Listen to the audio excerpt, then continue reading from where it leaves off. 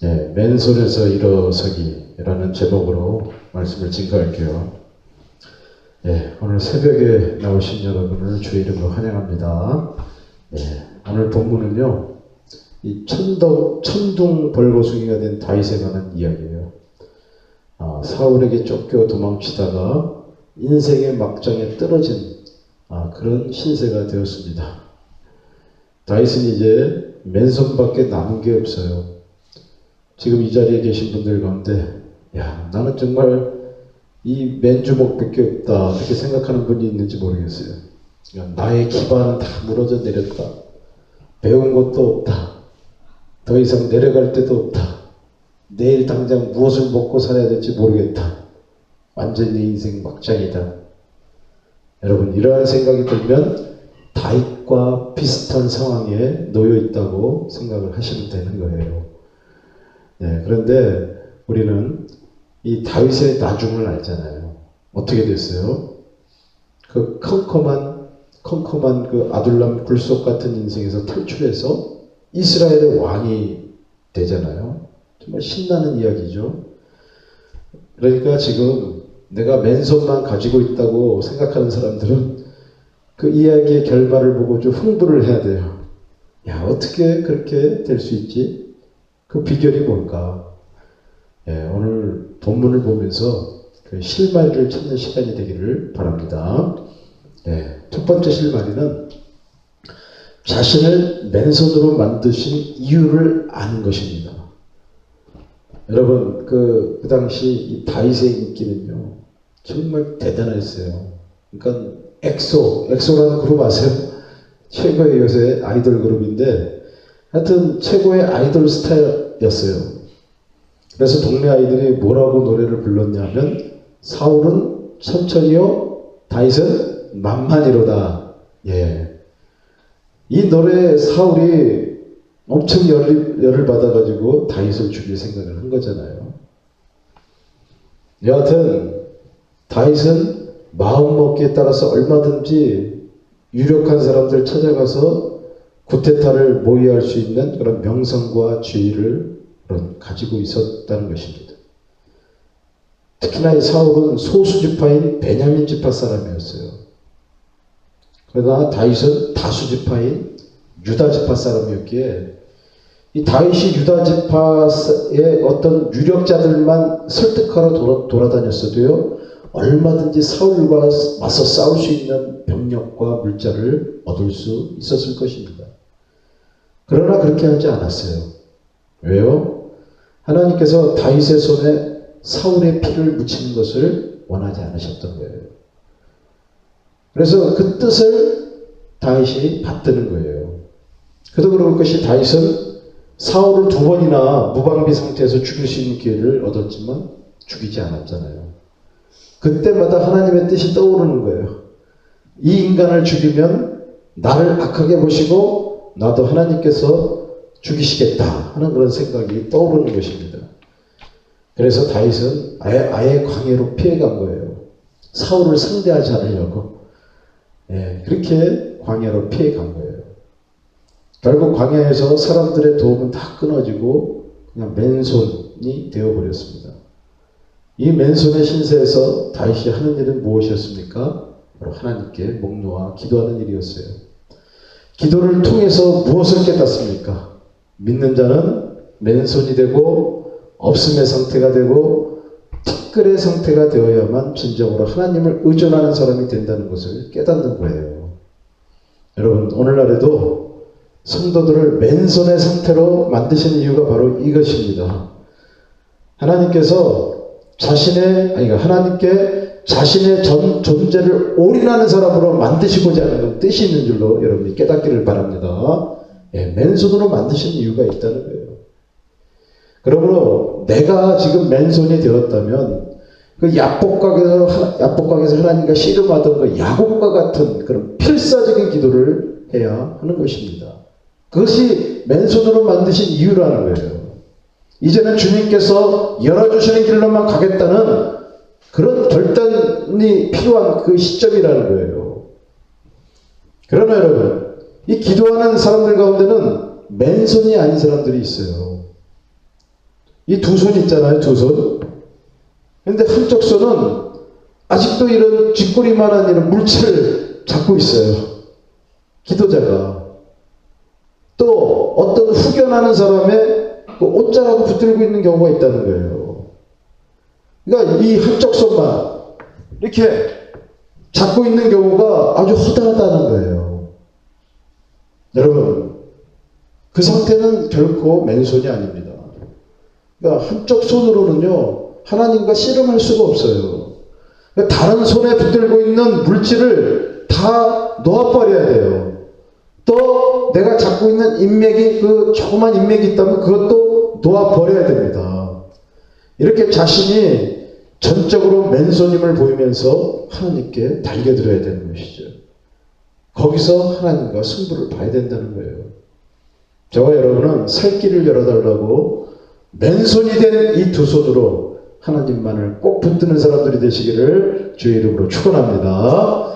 네, 맨손의 인생에서 탈출할 수 있는 그럼 두 번째 실마리는 무엇인가? 이제는 이 사람을 상대하고 관리하는 방식이 달라져야 돼요.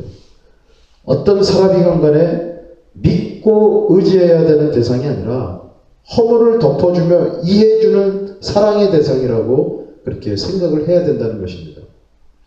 다시 말해서 이 주변 사람을 평가하고 상대하는 그 관점의 이동이 있어야 된다는 거예요. 그 요셉을 한번 보세요. 주변에 있는 사람들이 요셉에게 도움을 주는 것이 아니라 하나같이 다 지독한 고생길로 가게 만드는 사람들이었어요. 아버지 야곱은 요셉만 싸고 돌았잖아요. 그 바람에 형들이 요셉을 죽이고자 했던 것입니다. 그 다정도병이라고 그러잖아요.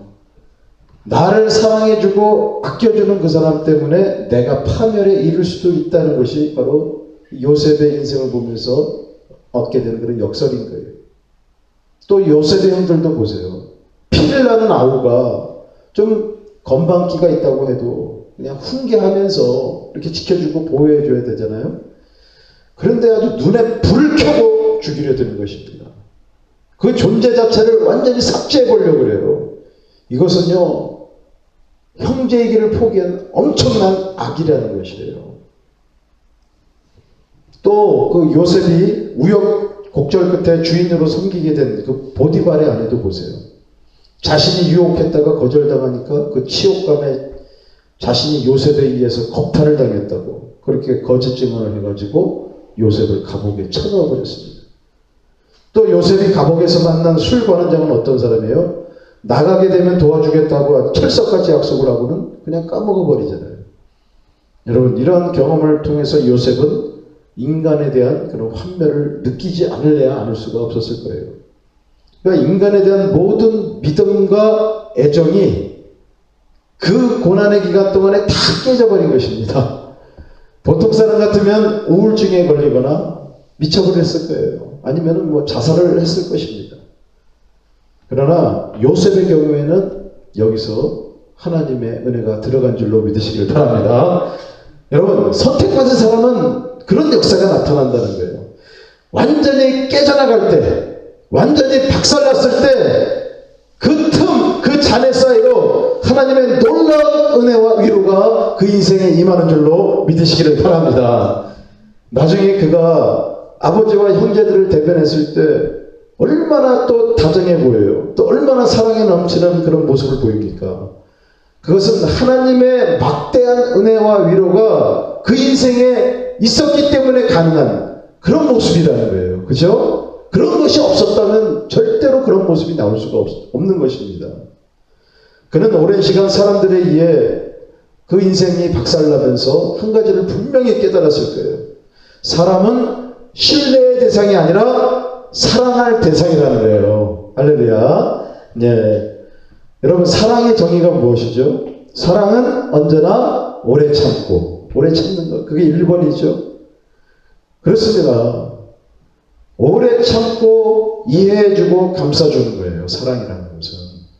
그러니까 그 사람, 어떤 사람을 상대할 때 그 사람의 단점, 그의 얕은 속임수, 그의 어떤 괴팍한 성격, 그의 불성실함, 이런 것이 막 드러나잖아요. 그리고 뻔히 알게 돼요. 그래도 참아주는 채워주는 거예요. 덮어주는 거예요. 요셉은 그렇게 사람을 상대하는 것이로구나를 그 인생의 경험을 통해서 철저하게 알게 된 것입니다. 여러분, 그것이야말로 하나님의 놀라운 은혜와 축복을 계속 간직하는 그런 비결임을 그가 깨달았던 것입니다. 여러분, 다윗도 마찬가지예요. 이제 광야로 쫓겨나가지고 어떤 그 아둘람 굴에 갔더니 거기서 사람들이 그를 찾아오기 시작했어요. 우리 한번 보실까요? 2절 한번 읽어보시겠습니다. 자, 시작. 환난당한 모든 자와 빚진 모든 자와 마음이 원통한 자가 다 그에게로 모였고 그는 그들의 우두머리가 되었는데 그가 함께한 자가 400명가량이었더라. 예. 누가 찾아왔어요? 보면요, 솔직히 말해서 이게 다 건달들이에요. 건달들. 그러니까 어떤 법에 의해서 쫓겨나는 사람들 있죠. 쫓김을 당하는 사람들. 어둠의 자식들. 그리고 거지들, 깡패들, 이런 사람들이 주위에 몰려든 거예요. 보면은요, 이런 사람들 보면은 한깡다고 하고 언제 사고 칠지 모르고 아주 포악한 성품을 가진 그런 사람들도 적지 않게 있는 것입니다. 여러분, 보통 사람 같으면 어떻게 이러한 종자들과 대업을 이루어 나갈 수 있을까? 이렇게 한숨만 내실 거예요. 사실 안 됩니다. 금방 질려버려요. 이 사람들은 어떻게 다뤄야 될지 모르는 거예요. 그러나 다윗은요, 전혀 개의치 않은 모습을 보여요. 이들을 데리고 자신의 왕조를 열어가는 그런 모습을 보입니다. 어떻게 그게 가능해요? 어떻게 그렇게 돼요? 이 사람들을요, 사랑으로 참아내는 거예요. 감싸주는 것입니다. 그 사람들의 장점만 보는 거예요. 그들의 과거는 개의치 않는 거예요. 그리고 그 단점이 흉기가 되어서 자신을 찌를 때는요, 하나님께 매달리는 거예요. 사실 뒤에 장면 보면요, 이들이 거의 반란을 일으키는 장면도 나와요. 그런데 그때 하나님께 매달려요. 그러면은 기적이 나타납니다. 리더십을 세워주셔요. 그 와중에 이 포악한 짐승 같은 사람들이 아주 유순한 그런 짐승이 되어서 다윗 앞에 엎드리는 그런 일들이 생기는 거예요. 여러분, 결국에는 이들의 활약으로 말미암아 다윗 왕조가 성공적으로 열리게 된 줄로 믿으시기를 바랍니다. 하나님께서 윈윈하게 그렇게 만들어 주시는 거예요. 여러분, 저와 여러분에게도 아주 경우가 없고요, 신뢰성이 없는 사람을 가까이 붙여주시는 일이 있어요. 어떻게 이런 사람들하고 내가 같이 엮이게 되었을까? 그리고 그 사람들과 한동안 계속 같이 있어야 되는 그런 경우가 있어요. 여러분, 그래도요, 끝까지 참아내고 그 사람들을 품어주는 그런 사람들이 되시길 바랍니다. 그러면요, 정말 뜻밖에도 그 사람들로 말미암아 자신의 성공 시대가 열리게 되는 그런 기적이 나타나는 줄로 믿으시기를 바랍니다. 나를 정말로 도와줄 것 같은 사람은 다 나를 버린다니까요. 근데 나에게 사고 칠 것 같은 사람이 나를 돕는 역사가 나타난다고요. 이게 하나님의 기적이에요. 하나님의 역사예요. 여러분, 사실 사람이라는 것은 다 거기서 거깁니다. 여러분, 사람을 믿지 않고 사람을 사랑하는 모습을 통해서 하나님의 인정을 받는 사람들이 되시길 주의 이름으로 축원합니다. 그렇죠? 사랑하는 것이 사람 관리의 요체라는 거예요. 그러나 더 중요한 것은 신앙관리라는 것을 또 우리가 늘 명심해야 됩니다. 자신을 늘 없음의 자리, 또 티끌의 자리로 계속 이동시켜가지고 하나님만 믿고 하나님만 의지한다는 사실을 늘 하나님께 보여드려야 되는 거예요. 그렇게 비전의 땅으로 성공적으로 가는 사람들이 되시기를 주의 이름으로 축원합니다. 예, 기도하겠습니다.